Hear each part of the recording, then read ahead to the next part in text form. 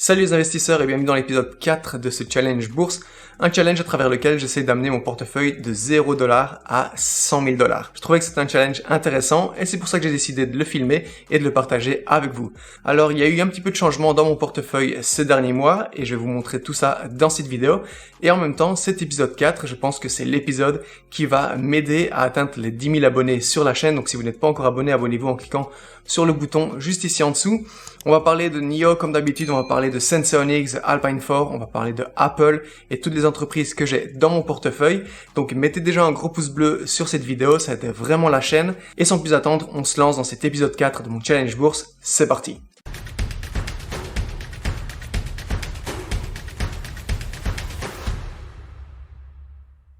Je vous propose qu'on se lance directement dans mon portefeuille. Alors à combien est-ce que je suis aujourd'hui?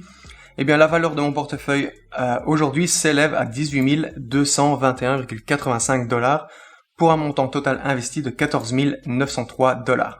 Alors ici, il y a une chose à savoir, c'est que ces 14 903$ ne viennent pas que de mes économies, de mon apport personnel. Si je devais vous donner une idée, sur ces 14 903$, il y a environ 11 000$ qui viennent de mon compte personnel, de mes économies, et environ 3 900, 4 000$ pour faire plus simple, de plus-value que j'ai déjà réalisé en achetant et en vendant des actions, puisque ceux qui suivent la chaîne depuis un petit temps maintenant savent que de temps en temps, quand je vois des bonnes opportunités, eh bien je vends et j'achète des actions sur du court moyen terme. C'était notamment le cas, je pense que c'était en décembre avec NIO, où j'avais vu une occasion de rentrer et sortir sur NIO, et j'avais réalisé sur 1 ou 2 semaines 500$ de plus-value. Donc 11 000$ qui viennent de ma poche, 3 900 qui viennent de plus-value réalisée, et une valeur totale de portefeuille de 18 221$ aujourd'hui.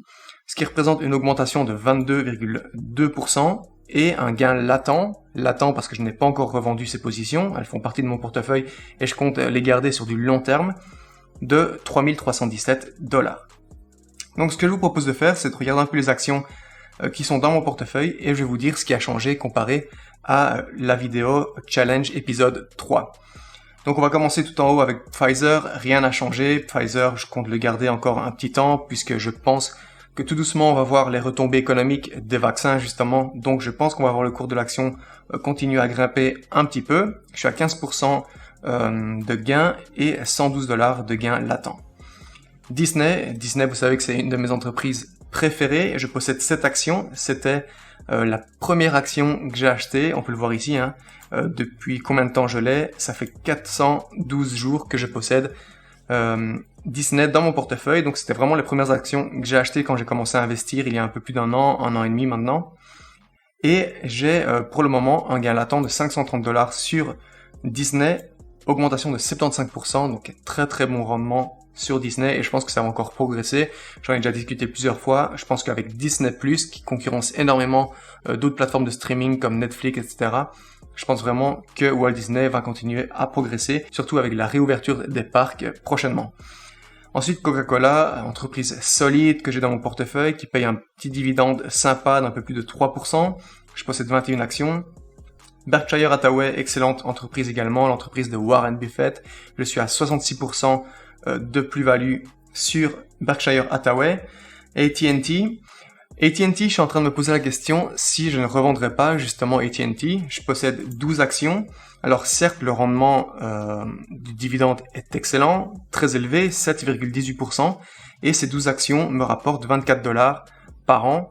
Si on retire les 15% de taxes provenant des États-Unis, ça fait environ un profit de 22$ par an, ce qui est évidemment pas grand-chose. Et je suis en train de me poser la question, est-ce que je devrais garder AT&T ou pas? Alors, je sais pas si vous avez entendu les dernières news concernant AT&T, mais ils parlent de réduire leur dividende de 50%. Donc, ça ferait que je tomberais environ à 3,6% de rendement dividende. Et une action qui stagne énormément. Et je pense que je ne verrais plus trop l'intérêt de posséder ces actions dans mon portefeuille. En les vendant, je récupérerais environ 347$. Et je pense que ces 347$ pourraient mieux servir autre part, notamment par exemple dans Apple ou NIO. Cisco, j'aime beaucoup, j'ai une petite position, 6 actions. Ensuite, on a Verizon, 10 actions. Jusque-là, il n'y a rien qui a changé. Apple, il me semble que pendant l'épisode 3 de ce challenge bourse, je ne possédais que 4 ou 5 actions. Donc j'ai rajouté un petit peu sur Apple. J'ai 6 actions Apple aujourd'hui. Je suis à presque un break-even, puisque mon rendement pour le moment est de moins de 1%.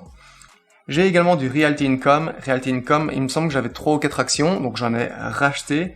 Entreprise dans l'immobilier qui paye des dividendes mensuellement, donc tous les mois je touche des dividendes de Realty Income. 8 actions pour le moment, avec un gain latent de 95$, 20% de plus-value pour le moment. Entreprise vraiment que j'aime beaucoup et je compte vraiment la garder sur du très très long terme dans mon portefeuille. Ensuite, on a Virgin Galactic. Alors Virgin Galactic, c'était vraiment... ça avait décollé, je crois que ça avait atteint plus de 60$, ensuite ça avait rechuté. Il y a encore un mois, l'action était retombée à 15$, et maintenant ça remonte 37$ parce qu'ils ont annoncé... Non, pas que annoncé d'ailleurs, ils ont fait un nouveau vol test qui s'est très bien déroulé. Donc on pense que les prochains vols vont rapprocher Virgin Galactic un peu plus du premier vol officiel qui va emmener des touristes dans l'espace. Si on regarde ici le cours de l'action Virgin Galactic que vous trouverez au New York Stock Exchange sous le symbole SPCE, on peut voir, comme je vous l'ai dit, l'action est à 37$. Si on regarde ces 6 derniers mois, l'action stagnait aux alentours des 20-25$ pendant quelques mois et on a pu voir que fin février, l'action est montée jusqu'à son point le plus haut. On voit ici un maximum des 52 dernières semaines, 62,8$. Ensuite, grosse correction, ça avait rechuté. Et ce dernier mois, comme je vous l'ai dit, 15$ il y a un mois, le 13 mai. Et aujourd'hui, l'action vaut 37,49$. Donc une augmentation de plus de 140% sur un mois seulement. Virgin Galactic, je pense que ça va encore grimper. C'est une entreprise, une action qui réagit fortement aux news. Donc dès qu'il y a de la hype autour d'un nouveau vol test ou une nouvelle annonce de l'entreprise, on voit le cours de l'action décoller. Dès qu'un vol test est reporté, on voit l'action chuter. Donc je possède 25 actions si je me trompe pas. C'est ça, 25 actions Virgin Galactic et je pense vraiment les garder sur du moyen long terme. Virgin Galactic, ensuite on passe à Macy's. Macy's, quand le cours de l'action est à 10$, j'ai vraiment vu une énorme opportunité d'investir dans l'action. On rappelle que Macy's, c'est une énorme chaîne de magasins aux États-Unis. Macy's qui stagnait même aux alentours des 5-6$ pendant pas mal de temps, hein, puisque l'été, il y a presque un an, à l'été 2020, on peut voir le cours de l'action était dans un range entre les 5 et 6-7$. Et c'est seulement depuis fin novembre, début décembre qu'on a vu le cours de l'action réaugmenter. Donc j'ai pu rentrer sur Macy's à 10$. Et aujourd'hui, le cours de l'action est à 18,6$. Donc un gain latent de 489$ et une augmentation de 77,6%.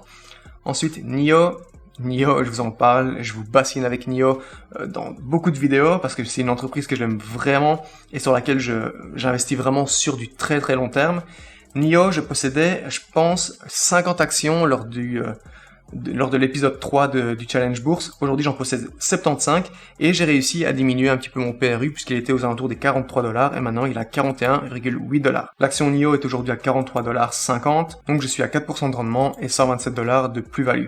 Si on regarde NIO qui a également fait le yo-yo ces 6 derniers mois puisque le cours de l'action était monté à plus de 60$, on peut le voir ici, 66,99$, c'était exactement le 9 février et ensuite grosse correction.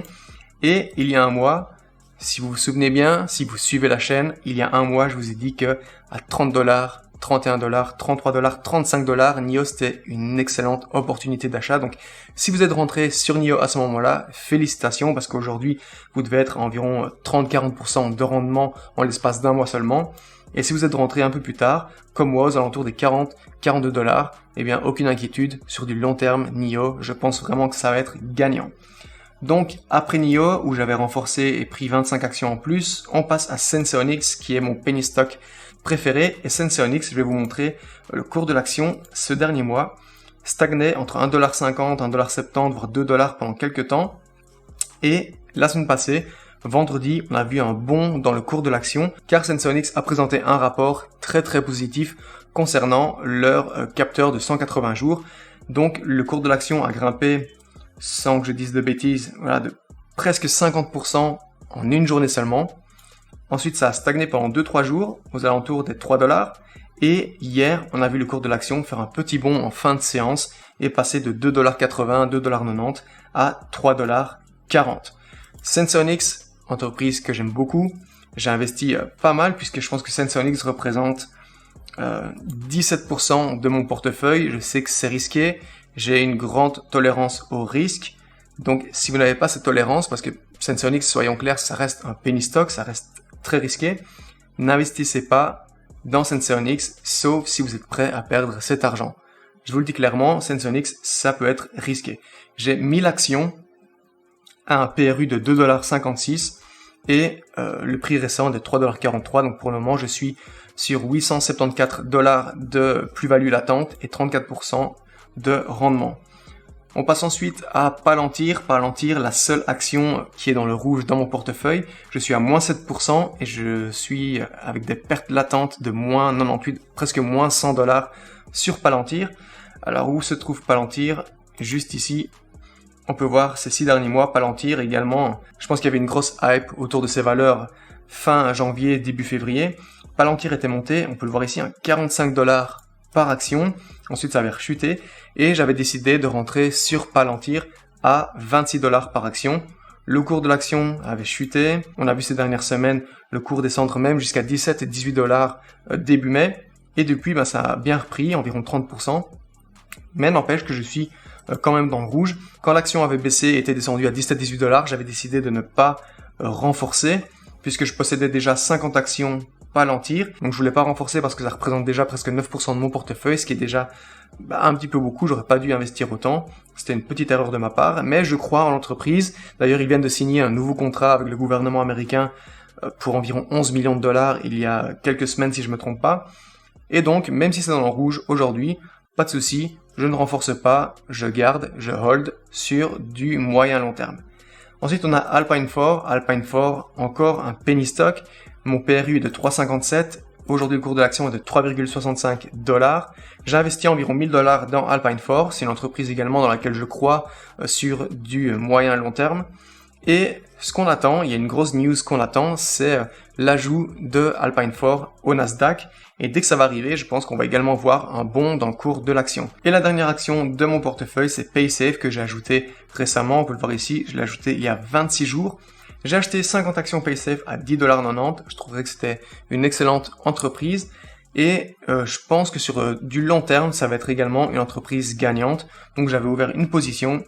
Et aujourd'hui, le cours est à $12,08. Donc voilà, je pense qu'on a fait le tour de mon portefeuille long terme. D'ailleurs, je vous ai pas parlé de Apple. Je vais revenir un peu sur Apple. Je possède 6 actions de l'entreprise Apple. Et si on regarde le cours de l'action Apple, on peut voir que c'est un cours magnifique. Excellente entreprise, excellente croissance du cours de l'action. Le cours de l'action avait chuté un petit peu en mars 2020, évidemment, comme la plupart des entreprises à cause de la crise sanitaire. Mais depuis, a repris plus de 120%.